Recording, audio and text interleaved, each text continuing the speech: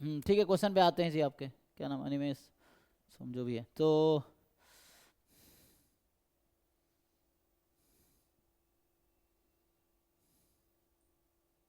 Question है, कुछ पूछ रहे सर थे ये आप? वाइनर वाइनर प्रोसेस का वो दो वेरिएबल का जो मल्टीप्लिकेशन है उसका वेरिएंस क्या होगा? मतलब अच्छा अच्छा, ऐसे वाइनर प्रोसेस मतलब वही, क्या बोलते हैं उसे, वाइनर प्रोसेस या ब्राउनियन मोशन, है ना?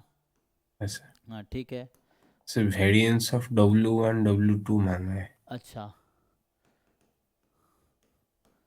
वाइनर प्रोसेस या इसी को स्टैंडर्ड ब्राउनियन मोशन।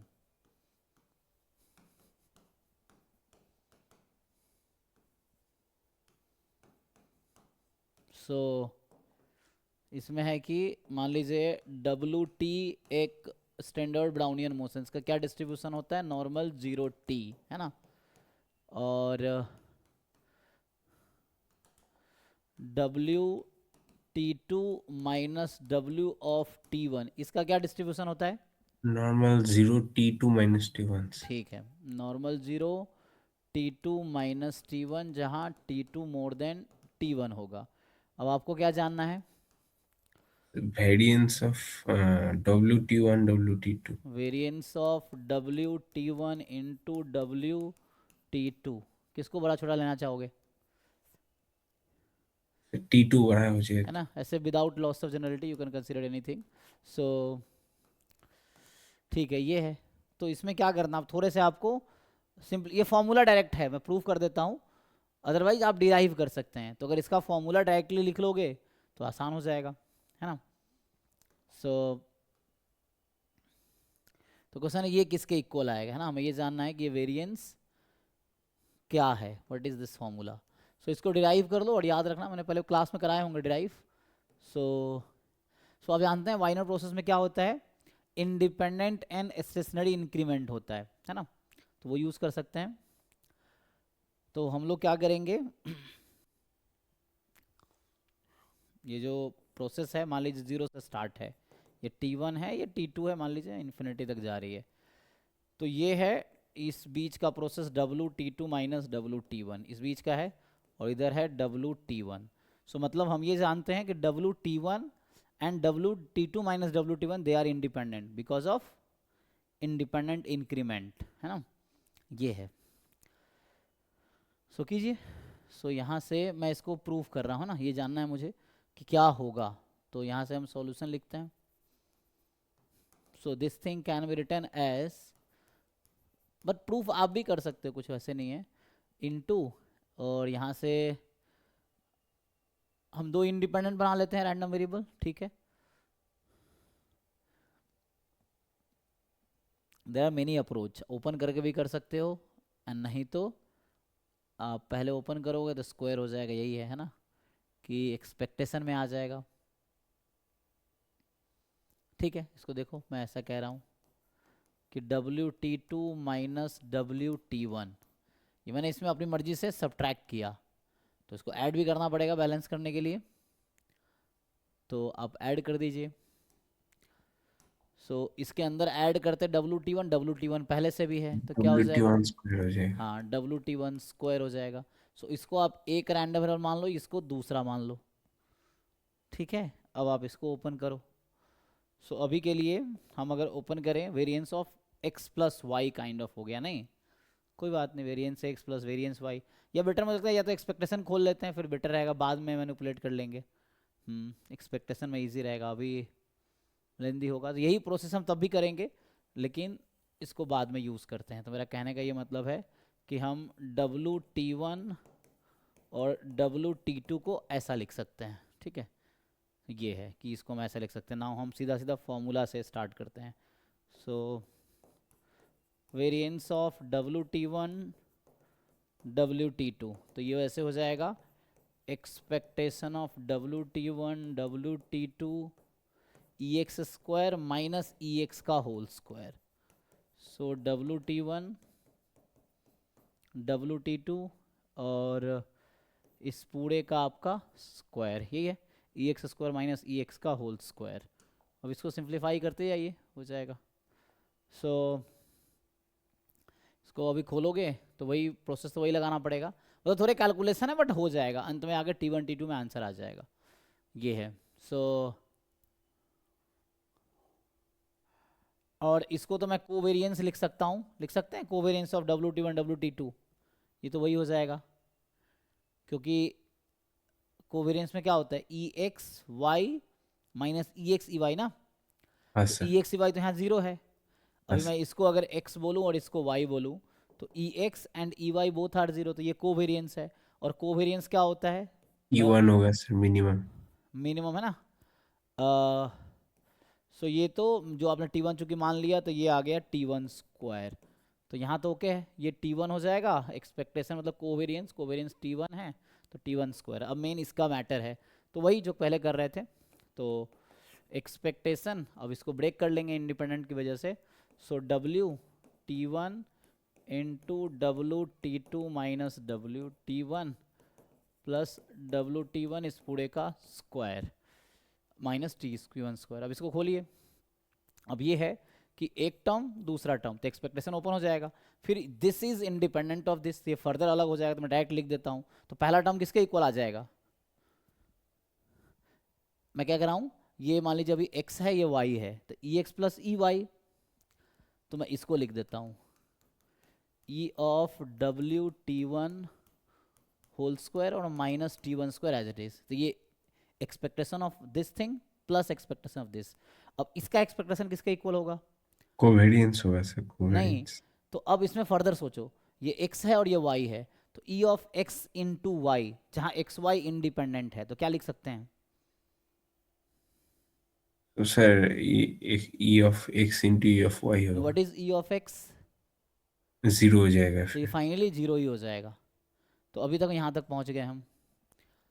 अब इसको सिंप्लीफाई कीजिए, अब इसको खोल सकते हैं, इसको मान ले x मान लेते हैं, तो EX स्क्वायर किसके इक्वल होता है? अगर नॉर्मल डिस्ट्रीब्यूशन में ये क्या है, WT1 है नॉर्मल 0, T1 वेरिएंस है, वेरिएंस। है ना, क्योंकि मीन तो जीरो है, वेरिएंस।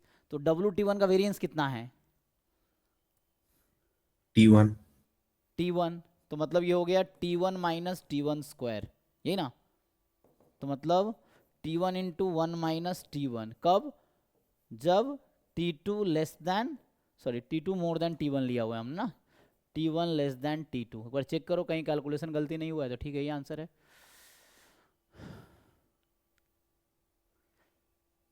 ओके, देखिए आप आंसर अपने क्वेश्चन में मैच कीजिए।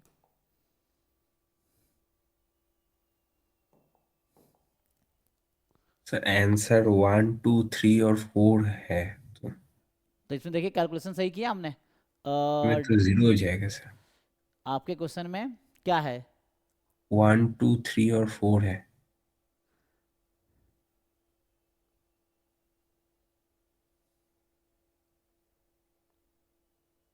अच्छा, तभी हमने क्या निकाले एक्चुअली, हमने निकाले वे- हैं वेरिएंस निकाल रहे थे ना, तो वेरिएंस का मतलब है एक मिनट, वेरिएंस यहाँ पे कैलकुलेशन चेक करना, EX स्क्वायर माइनस EX का होल स्क्वायर, एंड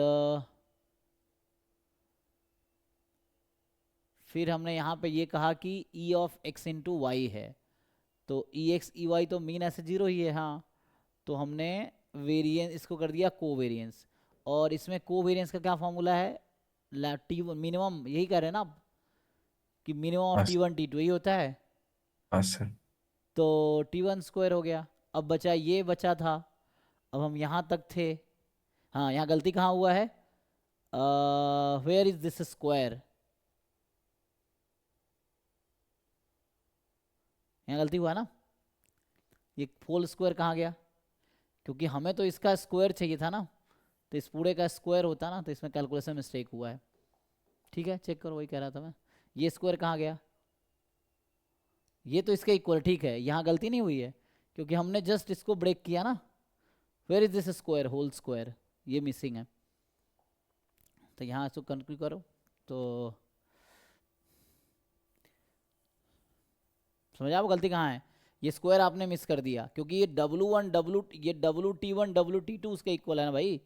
ये क्वांटिटी, ये क्वांटिटी इसके इक्वल है, यही आपने लिख दिया यहाँ पे सीधा सीधा। तो ये स्क्वायर कहाँ गया? तो स्क्वायर आता ना इस पे, तो इसका स्क्वायर आता, हाँ फिर जाके ये होता। खोलो अब इसको। सो इसको भी कंटिन्यू करते हैं। तो ये स्क्वायर आपने मिस, मतलब हमने मिस किया है।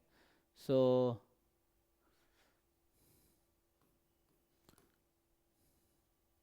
इसको अब कंटिन्यू कीजिए। सो पहले ए प्लस बी होल स्क्वायर खोलना पड़ेगा, अब जाके होगा, है ना। तो ये ए और ये बी, तो ये ए प्लस बी का होल स्क्वायर खोलिए। मतलब वही कह रहा हूँ, केयरफुली कैलकुलेशन करना है, हो जाएगा। W of T one whole square into W T two minus W T one whole square. ठीक है। अब ध्यान से देखो कैलकुलेशन, इसलिए जब मैं कर रहा हूँ तो आप भी साथ में कैलकुलेशन करो, वरना क्या होता है बच्चा बस देख रहा है, गलती हो गई पता नहीं चला आपको। जब आप खुद कैलकुलेशन करते तो आपको पता होता ये चीज़ें। ठीक है। So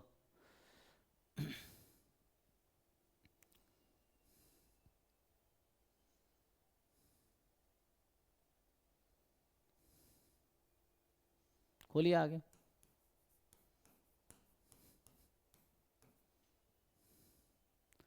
plus two A B.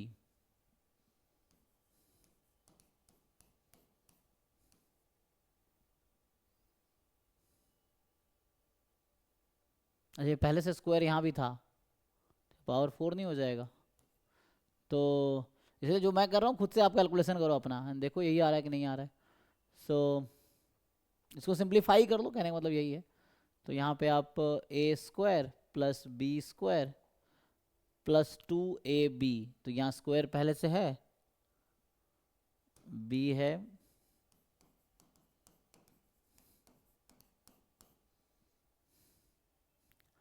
और इस पूरे का आपको एक्सपेक्टेशन निकालना है। माइनस टी वन स्क्वायर है। तो अब इसको फर्दर खोलो अब। तो अब ये दोनों इंडिपेंडेंट है, अब अलग अलग कर सकते हैं।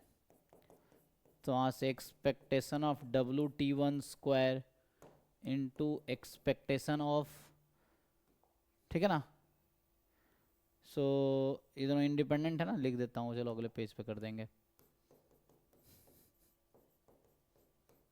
ये तो आप भी कर सकते थे कैलकुलेशन, इसमें आपने ट्राई किया ही नहीं होगा, बस आपको बस है कि सोल्यूशन कर दो समाओ।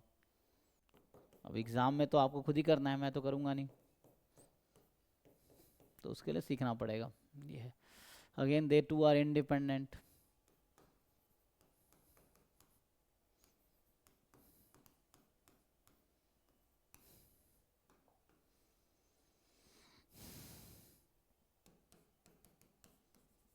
ये तो जीरो ही हो जाना ना।